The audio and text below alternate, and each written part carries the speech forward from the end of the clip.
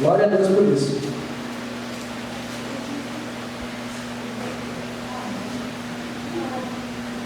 Eu acho que de recado foram todos. E agora nós podemos ir para a palavra do Senhor. Irmãos, esses dias eu estava assistindo uma matéria na televisão, no qual passava uma criança que tinha a sua perna amputada, e ela tinha a sua perna amputada e ela andava, ela caminhava com uma perna de metal. Por que ela tinha que caminhar com essa perna de metal? O que aconteceu? Ela tinha uma doença muito rara, no qual a genética dela prejudicava toda a imunidade que ela tinha, e ela teve um câncer logo na infância. Com esse câncer, ela estava se alastrando pela perninha dela, e para acabar com o período desse câncer, ela teve que amputar a sua perna, e para poder ter uma vida normal, como qualquer outra criança. Isso me chamou a atenção, por quê? Porque o sofrimento é algo que não se fala mais nas igrejas. Sofrimento. Não fala isso não, pastor. A gente só quer bênção. A gente só quer glória. Eita maravilha! Mas o sofrimento é algo que existe nesse mundo. O sofrimento é algo inevitável e precisa ser falado, precisa ser pregado. Hoje nós temos um evangelho, muitas vezes nas igrejas, que o que? Eu sirvo as pessoas para que elas possam ouvir aquilo que elas querem e elas possam retornar na semana que vem, porque foi legal, foi algo que trouxe bênção para a minha vida. Mas, como eu já disse, o sofrimento é inevitável. E, como o sofrimento é inevitável, a humanidade se pergunta muitas vezes: o que causa o sofrimento? Quem é o culpado pelo sofrimento? E ao falarem e se perguntarem sobre quem é o culpado pelo sofrimento, a primeira resposta que nós vemos é quem? Deus. Deus é o culpado pelo sofrimento. Até mesmo os ateus, aqueles que não acreditam em Deus, usam o argumento do sofrimento para serem contra Deus. Não é engraçado como nós culpamos a Deus por qualquer tipo de sofrimento que nós temos? A primeira coisa que acontece, qualquer chuvinha que cai, Deus, por que aconteceu isso? Deus, por que o Senhor permitiu que isso acontecesse? Só que uma coisa é certa: o sofrimento veio ao mundo não por causa de Deus, porque tudo que Deus criou era bom, mas o sofrimento veio ao mundo pelo próprio pecado do homem. O Senhor Deus disse: quando comerdes do fruto, conhecerão o bem e o mal. O homem foi, comeu do fruto e conheceu o mal. E pelo pecado ter entrado no mundo, até hoje nós sofremos, até hoje nós morremos, perecemos. O sofrimento é tão inevitável que ele vem para todos. Seja você novo, seja você velho, seja você rico, seja você pobre. O que acontecer, o sofrimento vem uma hora ou outra, em determinada escala, maior ou menor, para todos nós. Por exemplo, pelo pecado, o parto, que seria algo maravilhoso, se tornou um sofrimento para toda mulher, né? As crianças sofrem, os adultos sofrem, e por estarmos no mundo, o cristão também sofre. As pessoas estão dizendo que por você aceitar o Senhor Jesus Cristo, ah, que maravilha, parece que você foi para uma bolha, né? Como não tem sido pregado esse tipo de evangelho? Aceite o Senhor Jesus, aceite o Senhor Jesus Cristo, a doença não virá sobre a sua casa, não terá nada sobre a sua vida. Mas nós estamos no mundo, e o Senhor Jesus Em João 16, versículo 33: no mundo tereis aflições, mas tende bom ânimo, eu venci o mundo. Ou seja, o Senhor Jesus já nos alertou que nós teríamos sofrimento, que nós passaríamos por decepções, que nós passaríamos por aflições, dificuldades, tribulações, mas deveríamos ter bom ânimo. Mas hoje eu não gostaria de compartilhar sobre essa passagem especificamente com vocês e nós estudarmos sobre ela.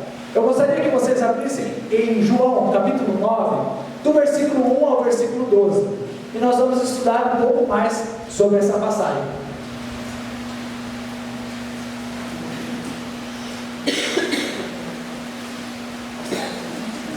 João capítulo 9, do versículo 1 ao versículo 12.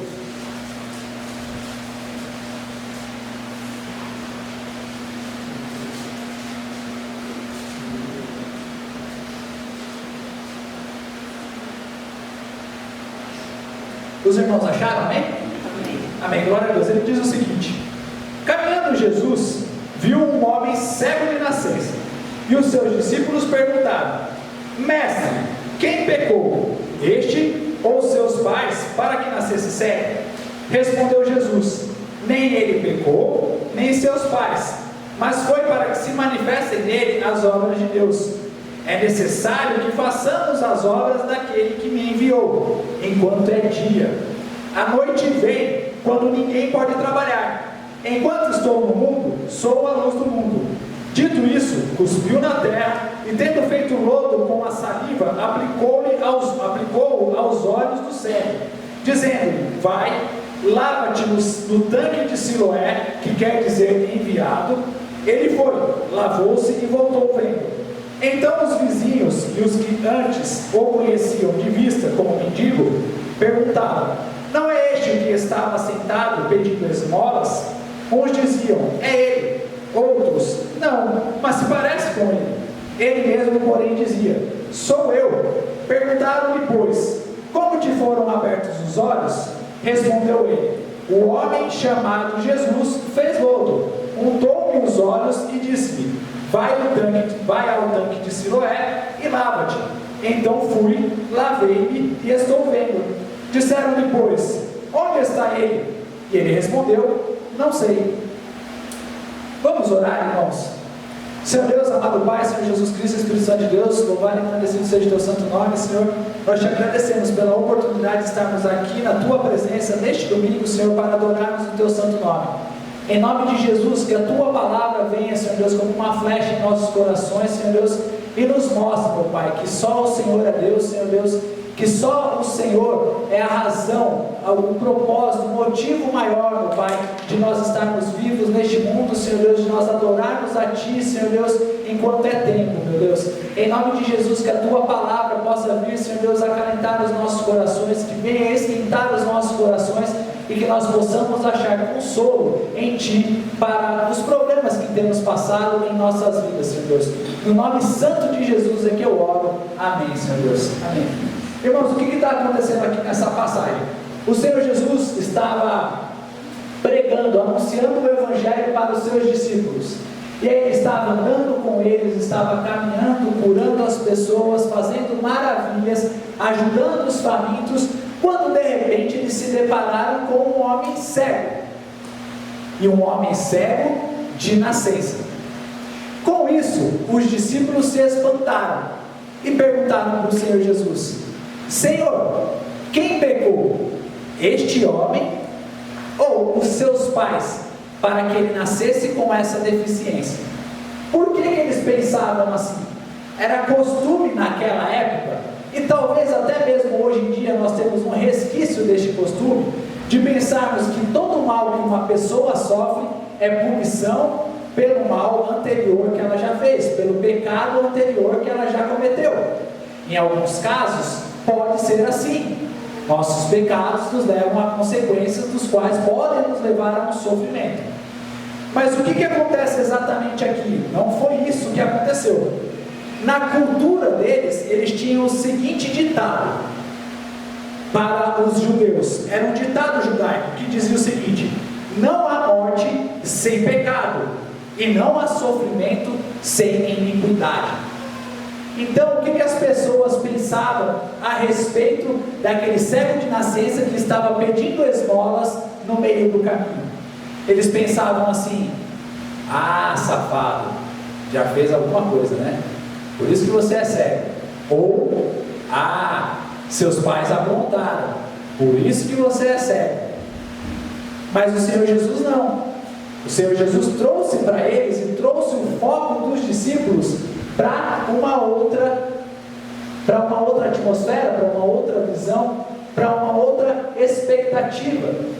O Senhor Jesus Cristo falou assim: ei, deixa eu chamar a atenção de vocês aqui para isso. Vocês estão pensando que é por causa do pecado dele, mas eu digo que é para uma outra coisa, para que se manifestem na vida deste homem as obras de Deus. Vejam a diferença do pensamento do Senhor Jesus Cristo. Enquanto muitos estavam apedrejando a mulher adúltera, ele estava perdoando. Enquanto muitos estavam perguntando para ele: o que vamos fazer com a multidão? Que nós vamos dar pão para essa multidão? O Senhor Jesus já estava com o pensamento lá na frente, já multiplicando os pães e os peixes e alimentando a multidão. E nesse caso, é mais um deles em que o Senhor Jesus apresenta para eles uma visão espiritual do mundo em que eles viviam. Ele falou assim: sabe, o sofrimento deste homem é momentâneo, até que apareça a presença de Deus, e esse sofrimento vai ter um fim. O Senhor Jesus Cristo foi e fez o quê? Ele se abaixou, cuspiu na terra, fez lodo com aquela terra, passou nas suas mãos e passou nas vistas daquele homem cego de nascença, e falou para ele: vá, lave-se no tanque chamado Siloé, que significa o enviado, que você verá novamente. Mas algo que eu gostaria de chamar a atenção aqui dos irmãos: um homem cego de nascença, o que ele nunca viu na vida? A luz.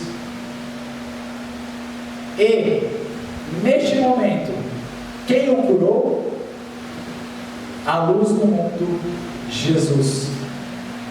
Um outro aspecto que eu gostaria de chamar a atenção dos irmãos é: para onde o Senhor Jesus Cristo enviou este homem?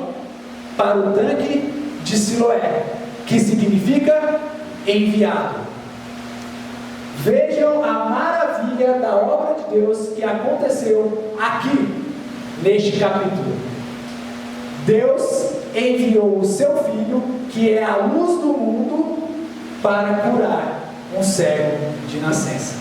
O homem que nunca viu a luz, viu pela primeira vez a luz do mundo.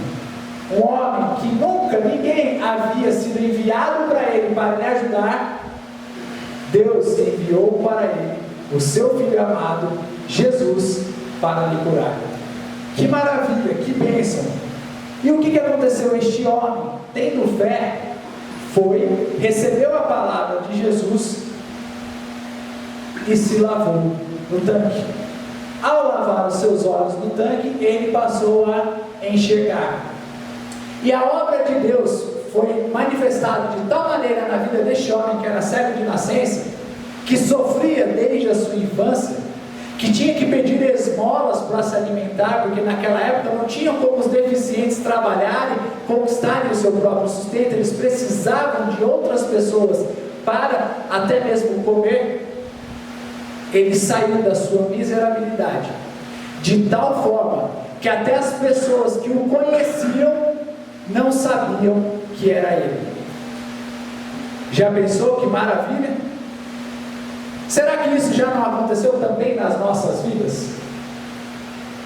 Quantos já não olharam para você e falaram: ah, não é possível, ah, esse não é o mesmo não, ah, ele era da pá virada, olha como ele está agora, olha a bênção do Senhor que ele é, que isso, ele aprontava, fazer de tudo, e agora olha aí que maravilha que é essa vida transformada desse homem. Será que é ele mesmo? Será que não é o outro? E aí de vez em quando a gente tem que fazer igual o homem cego, falar, não, sou eu mesmo, sou eu, o Hudson, aquele pecador, aquele homem falho, sou eu mesmo, eu sou o pastor. Esses dias foi tão engraçado, porque eu estava na OAB lá, né?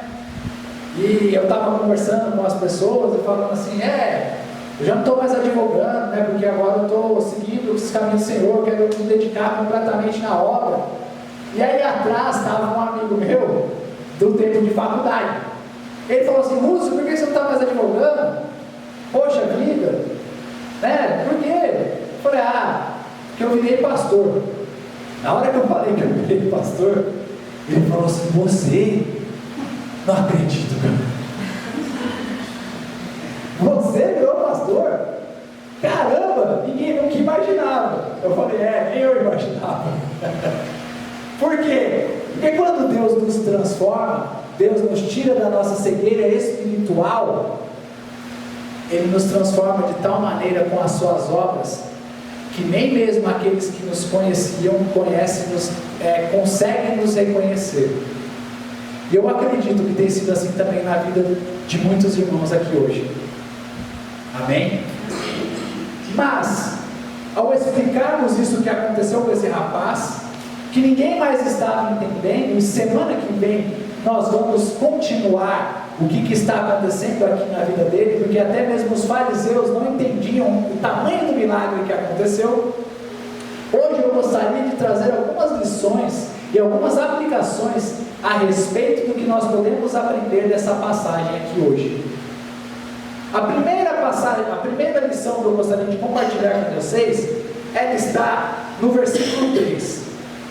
Entendam o seguinte, que o sofrimento nas nossas vidas, como eu falei no começo, ele é inevitável, mas a postura que nós temos diante do sofrimento, nós podemos escolher evitar a tristeza maior, o mal maior para as nossas vidas. Vejam o que o Senhor Jesus Cristo ensinou para esses discípulos. Ele falou assim, nem ele pecou, nem seus pais, mas foi para que se manifestem nele as obras de Deus. Em algumas outras traduções, algumas outras versões, nós vamos ver para que se manifestem nele o poder de Deus, a glória de Deus. Vejam que maravilha que o Senhor Jesus Cristo ensinou para os discípulos e nos ensina até hoje. Está passando por problemas? Está passando por dificuldades? Está passando por sofrimentos? Está passando por doenças? Ao invés de reclamar, ao invés de murmurar, ao invés de colocar a culpa em Deus, ao invés de colocar a culpa na pessoa, glorifique o nome de Deus. Glorifique o nome de Deus. Está passando por problemas? Ao invés de você reclamar e falar, Senhor, por que eu estou passando por isso, meu Pai? Eu sou tão bonzinho, Senhor, oh Deus, eu estou ajudando tanto a causa do Senhor, oh Pai. Vai orar, irmão. Vai ler a Bíblia. Vai jejuar. Mas a oração não pode ser simplesmente aquela oração do tipo, Senhor Deus, me perdoe pelos meus pecados e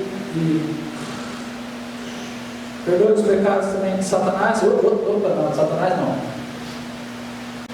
Vai fazer uma oração decente para o Senhor, naquela o qual Ele pode até mesmo receber e ouvir as nossas orações. Não que Ele não receba todas, mas busque uma oração de relacionamento com Deus. Ore para o Senhor para te ajudar nessa dificuldade. Ore, Senhor, igual a Jó, Senhor, o Senhor deu, o Senhor tirou. Bendito seja o nome do Senhor. Como eu já disse na semana passada, infelizmente com a tecnologia, passaram-se os anos 2000 e nossa, nós estamos numa geração de crente Nutella, geração de crente mimimi. Acontece qualquer coisa, eu não vou mais para a igreja não quero mais buscar o Senhor não, eu não vou mais orar, eu não vou mais ler a Bíblia, eu estou brincando com Deus, eu estou zangado com Deus.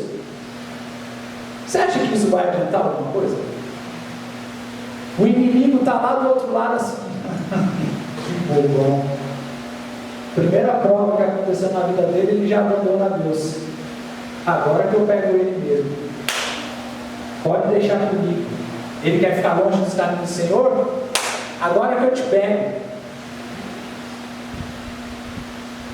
Qual é a postura que nós temos que ter diante do sofrimento, das batalhas, das lutas? Porque nós precisamos ser verdadeiros. A verdade vos libertará. E a verdade é essa: no mundo tereis aflições, mas tende bom ânimo. Eu venci o mundo. Ó, minha filha está dizendo amém, ó. Está dando para ouvir o choro dela, mas daqui a pouco para, se Deus quiser. Nós precisamos ter a fé, ou pelo menos tentar ter a fé, como a de Paulo, que na carta aos Filipenses, ele disse o seguinte, e eu vou ler para os irmãos não precisam abrir. Filipenses capítulo 4, versículos 12 e 13. Quem aqui já ouviu aquele versículo? Tudo posso naquele que me fortalece. Eita bênção, eita glória. Tudo posso naquele que me fortalece. Declare, receba, declare que você conquistará uma Ferrari, declare que você terá um iate até o ano que vem, declare a sua meta para conquistar o mundo. Por quê? Tudo posso naquele que me fortalece. Mas vejam o que é o contexto do tudo posso naquele que me fortalece. O apóstolo Paulo disse: tanto sei estar humilhado, como também ser honrado. De tudo e em todas as circunstâncias já tenho experiência, tanto de fartura como de fome, assim de abundância como de escassez. Tudo posso naquele que me fortalece. Sabe por quê? Porque independentemente das situações que estivessem passando na minha vida, eu tudo posso. Sabe por quê? Porque Jesus está comigo.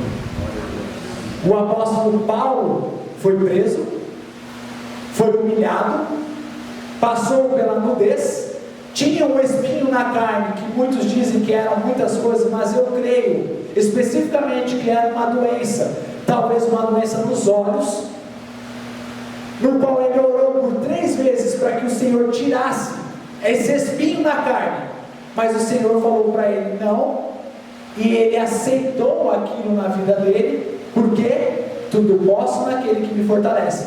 Eu sei que todas as coisas que acontecerem comigo nessa terra, todo sofrimento, toda angústia, nem se compara com a glória que eu terei no pós-vida. E glória a Deus por isso. Imaginem vocês, irmãos, se cristão não morresse, se cristão não tivesse doença.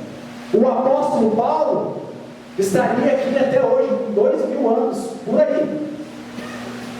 Então vejam como se manifesta a obra de Deus. Aqui não é eterno, e nós precisamos despertar o quanto antes para isso. Aqui não é eterno, mas haverá a eternidade. E na eternidade, o que apresentaremos diante do nosso Senhor? Qual é a postura que nós estamos tendo diante das tribulações, do sofrimento, das aflições que nós estamos passando por este mundo?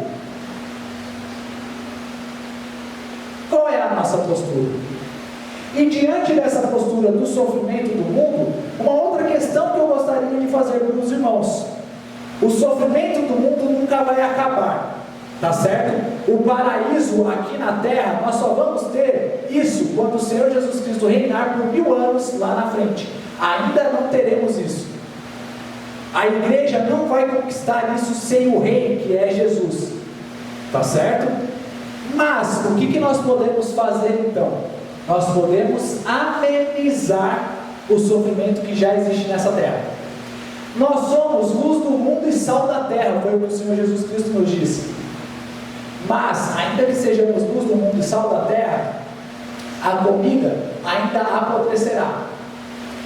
A luz ainda não será suficiente para o tamanho das trevas que existe nesse mundo. Mas o que nós podemos fazer para amenizar? Devemos ficar parados? Devemos ficar esperando somente o Senhor Jesus voltar sem fazer a sua obra? Não, de maneira nenhuma. O que nos diz o versículo 4 aqui dessa passagem é a outra lição que nós aprendemos no dia de hoje. É necessário que façamos as obras daquele que me enviou. O Senhor Jesus Cristo estava dizendo para eles o seguinte: o sofrimento está aí no mundo. Inclusive em outra passagem ele diz: os pobres sempre terão com vocês, né? Para ver que o sofrimento sempre vai existir. Mas o que nós devemos fazer? Cruzar os braços, sentar na primeira cadeira que nós encontramos? Não! Nós precisamos nos levantar como um exército. O que nos diz a palavra de Deus? Que as portas do inferno não prevalecerão contra a igreja de Cristo. As portas eram o quê? Para defender. Nós temos portas aqui na igreja para fechar contra saques, contra bandidos, contra ladrões. E as portas do inferno são para defender. E o que o Senhor Jesus Cristo disse? As portas do inferno não prevalecerão contra a igreja do Senhor. Então, por que nós vemos tanta maldade no mundo? Das duas, uma. Ou as portas do inferno estão prevalecendo contra a igreja do Senhor, o que eu não creio, ou a igreja do Senhor está quieta demais no seu lugar, o que eu creio. Será que nós estamos vindo na igreja para pensarmos como uma unidade, no qual nós precisamos marchar, no qual nós precisamos lutar contra as obras do inferno? Ou será que muitas vezes a gente está pensando somente assim: foi bom o que o pastor pregou, mas está bom aqui. Ou então, nossa, a palavra foi muito boa para mim, mas está bom, morreu em mim, eu não vou passar para frente. Como será que nós estamos fazendo a obra do Senhor? Porque o Senhor Jesus Cristo disse o que aqui na palavra? Que o pastor faça a obra do Senhor. O que ele diz? Ele abordou todos nós, das mais variadas denominações. Façamos as obras daquele que me enviou, que foi o seu próprio Pai. E nós precisamos ter essa postura para amenizar o sofrimento do mundo. Será que nós estamos visitando aqueles que estão doentes? Será que nós estamos visitando aqueles que estão necessitados? Será que nós estamos alimentando aqueles que estão com fome? Será que nós estamos ajudando aqueles que precisam da palavra do Senhor? Será que nós estamos conversando com aquelas pessoas que tanto precisam ouvir de Jesus Cristo no dia a dia delas? Quantas e quantas pessoas estão com depressão no nosso mundo porque não tem um sentido na vida? Quantas e quantas pessoas estão se suicidando no nosso mundo porque não tem um sentido na vida? E sabe quem é que vai falar com essas pessoas? Você que está lá atrás, você também e eu. Todos nós temos a obrigação e o dever de fazermos a obra de Deus. O Senhor Jesus Cristo, quando foi comissionar os seus discípulos, ele disse o quê? Ide e pregai o Evangelho, fazendo discípulos de todas as nações, batizando-os em nome do Pai, do Filho e do Espírito Santo. Nós precisamos atuar mais. Nós, como igreja, eu não estou falando na igreja aqui, eu não estou falando na igreja, qualquer igreja específica, eu estou falando como igreja, no Brasil, no mundo. Nós precisamos atuar mais, nós precisamos conquistar mais e mais discípulos para o Senhor Jesus Cristo. Pastor, mas nós precisamos de uma igreja rica? Não, nós não precisamos de uma igreja rica. Pastor, nós precisamos de uma igreja que tenha os melhores microfones? Não, nós não precisamos de igrejas que tenham os melhores microfones. Dispostos, de corações voluntários para fazer a obra de Deus. Façamos a obra de Deus. Façamos todos juntos. E para encerrar, eu gostaria de passar uma última lição que eu vejo a respeito aqui do que tem nessa mensagem de hoje.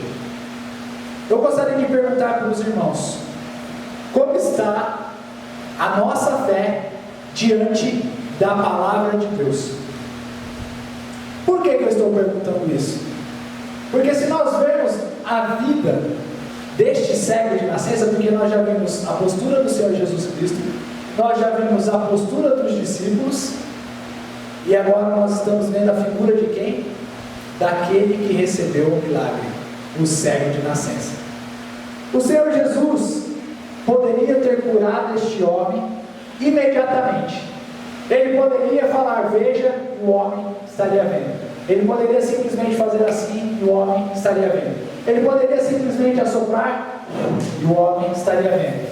Mas o Senhor Jesus Cristo testou a fé daquele homem. Por quê, pastor? O Senhor Jesus fez o que era mais impensável para se curar do cego. Ele cuspiu na terra, fez lodo com aquilo, passou nos olhos daquele rapaz e falou: vai e lava-te no tanque de Siloé. Mas vejam a fé que o Senhor Jesus Cristo demandou deste homem. A primeira coisa, ele fez algo que era completamente impensável, nada a ver. Vamos falar a verdade: se você tem cegueira, você nunca esperaria que alguém cuspisse na terra, passasse na mão na terra, passasse nos seus olhos e fizesse lodo. Provavelmente você ia falar: o que você está fazendo aí? Depois o Senhor Jesus Cristo falou com quem? Com o cego: vai para onde? Em que direção? Qual o caminho que eu vou seguir?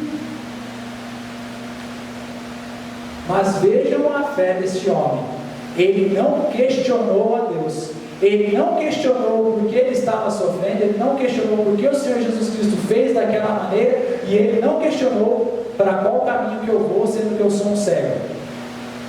Ele simplesmente foi, lavou o seu rosto e voltou enxergando. Olha a lição que este homem ensina para nós. Será que nós temos a mesma fé que este homem? Quando o sofrimento vem nas nossas vidas, será que nós adoramos a Deus ou reclamamos?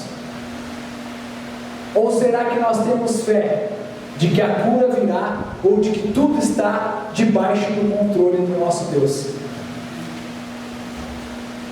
Será que nós temos a fé de que quando eu sofro, de que quando eu passo por alguma necessidade, até mesmo um aperto financeiro, eu perco um emprego, acontece qualquer coisa na minha vida que vai mudar completamente a minha zona de conforto, será que eu penso: Deus, louvado seja o teu nome?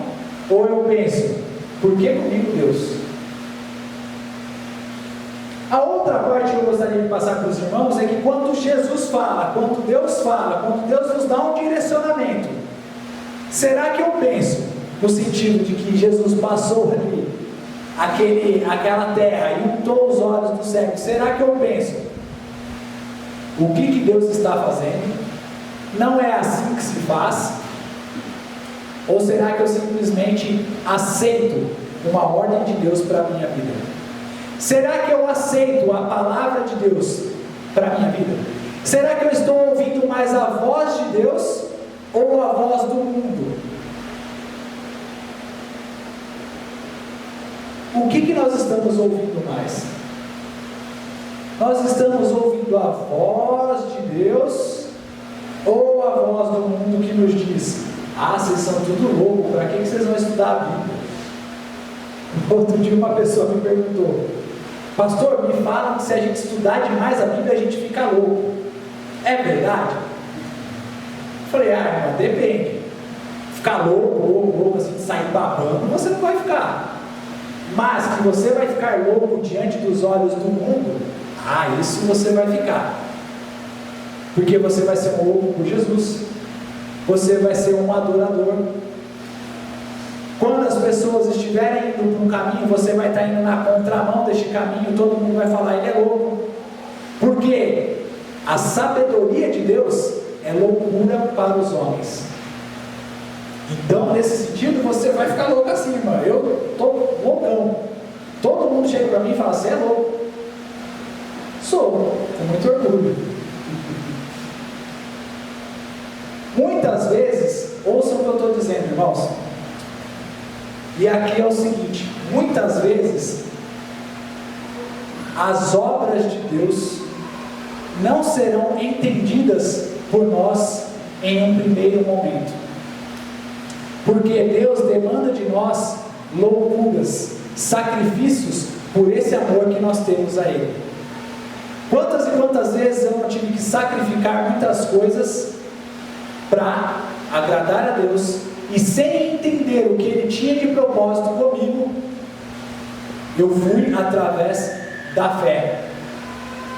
Quantas e quantas vezes o Senhor me pediu para me desfazer do meu próprio eu, diminuir o meu eu para que ele crescesse, e eu pensando, nossa, que loucura, que doideira, fazer isso não tem sentido. As pessoas falando para mim, você é louco, por que você está fazendo isso?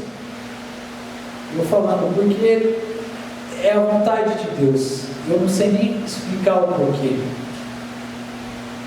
E depois Deus ia aí, toma a sua resposta, toma a sua resposta, toma a sua resposta. Deus nunca nos deixa sem respostas. Deus nunca nos deixa sem respostas. Quando nós íamos fazer, os nossos amigos estão aí, o acampamento dos adolescentes, todo mundo ficava, vocês são loucos, essa molecada é tudo doida, eles vão tacar fogo no acampamento, vocês têm certeza que vocês querem ficar com essa molecada?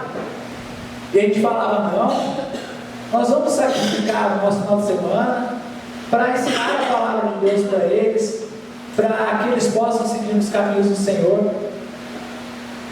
E parece o que? Uma loucura. Mas no nosso ato de obediência a Deus, nós vimos, com a graça dele, muitos e muitos frutos na vida daqueles jovens e daqueles adolescentes. Inclusive, a banda que está tocando lá na Serra, eles participaram de muitos acampamentos, muitos estudos, muitos ensinos que todos nós fizemos. Por quê? Porque nós decidimos ouvir a palavra de Deus, nós decidimos ouvir a voz de Deus. E o que nós estamos precisando ouvir a voz de Deus hoje para as nossas vidas? Restaurar um casamento quando todo mundo diz que o divórcio é o que há de melhor para que você seja feliz na sua vida? E o que a palavra de Deus diz? Jovem, adolescente, para que você saia por aí nas baladas, zoando, bebendo, fazendo de tudo que você quiser, usando drogas das mais potentes para que você seja feliz, ou ouvir a palavra de Deus, ser obediente aos seus pais e buscar mais de Jesus Cristo para as suas vidas? O que o mundo nos diz para fazermos? O que Satanás nos diz para fazermos? E o que a voz de Deus nos diz para fazermos? Este homem ouviu a voz de Deus e recebeu um milagre na sua vida. Ele viu a manifestação da obra de Deus na sua vida. E eu quero continuar ouvindo a voz de Deus na minha vida, para que eu veja cada vez mais as obras do Senhor sendo manifestas nela. Para encerrar, eu gostaria de contar algo para os irmãos. No ano de 2018, eu fui diagnosticado com câncer. E neste câncer, me falaram que depois da cirurgia, eu teria que fazer uma quimioterapia. E ao fazer a quimioterapia, eu teria as minhas chances totalmente reduzidas, quase nulas, de ter uma filha, ou de ter uma criança. Com isso, a minha primeira reação foi: Deus, por que comigo, Senhor? Logo agora que eu estou entrando na igreja para pastorear, e estava bem no comecinho, eu entrei aqui em outubro de 2018, eu fui ser diagnosticado em dezembro, que me falaram, olha, você está com tumor, você está com câncer. A minha primeira reação foi: Senhor, por que comigo?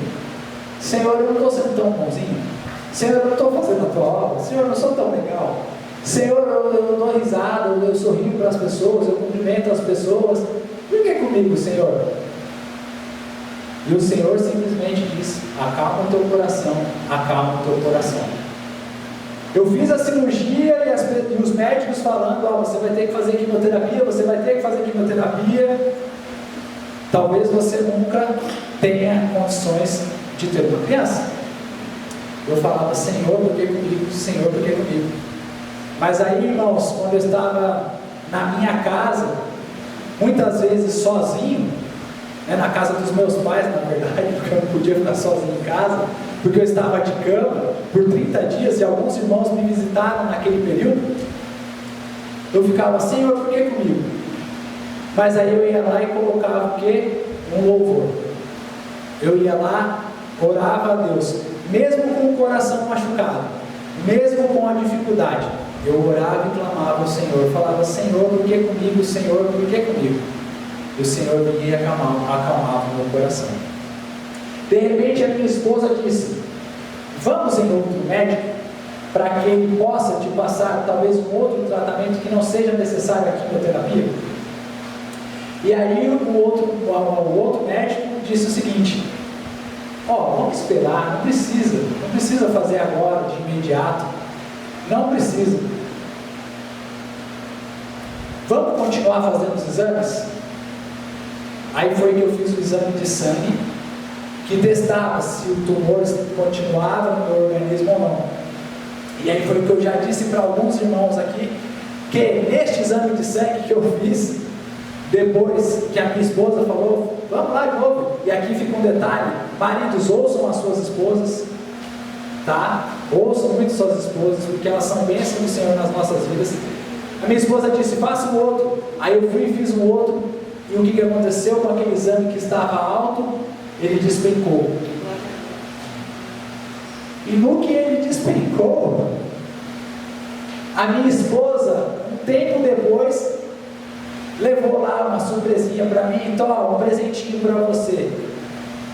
Aí, irmãos, eu vou falar, eu estava jogando videogame, estava lá relaxado, aí daqui a pouco ela falou, aí eu falei assim: um presente legal, era uma caixinha. Aí nisso que eu abri a caixinha, eu falei: deve ser um jogo de videogame, né, amor? Muito obrigado, tá legal, né? Eu abri, aí daqui a pouco eu levantei assim, tinha um bonezinho lá. Aí estava assim: eu mais mamãe igual o papai sortudo. Eu olhei assim e falei: o que significa isso daqui? Eu estava bobado, mas eu falei: que bênção, a bênção de Deus. E hoje eu vi mais uma vez a obra de Deus, a glória de Deus, o poder de Deus sendo manifestado através da minha vida, podendo apresentar a minha filha aqui. Amém. Para o Senhor. Irmãos, o Senhor Jesus não nos prometeu uma vida sem sofrimento, mas o Senhor Jesus nos prometeu uma vida inteira ao nosso lado. O Senhor Jesus disse: eis que estarei convosco até a consumação dos séculos. Esse é o Evangelho que nós queremos pregar. Enquanto muitos dizem: sua vida vai ser maravilhosa se você aceitar Jesus, nós precisamos dizer no verdadeiro Evangelho que, se você aceitar Jesus, apesar das dificuldades, Ele estará com você todos os dias, 24 horas, 7 dias na semana, 30 dias no mês, e até o que, irmão Geraldo? No ano bissexto, que é esse ano. 366 dias, né? O irmão Geraldo falou: esse ano é ano bissexto, pastor. Falei: então tá bom. Até no dia 29 de fevereiro Ele estará conosco. Portanto, hoje eu gostaria de fazer esse convite. Se você quiser aceitar esse Senhor Jesus Cristo, do qual eu estou pregando aqui hoje, na tua vida, aceite Ele, porque Ele não é simplesmente alguém que está em um livro sagrado, não. Ele é um amigo, Ele é um pastor, Ele é um pai, Ele é um irmão, Ele é um médico, Ele é tudo o que nós precisamos para as nossas vidas. E se você também deseja se reconciliar nos caminhos do Senhor, hoje, esse é o dia para você assim fazer.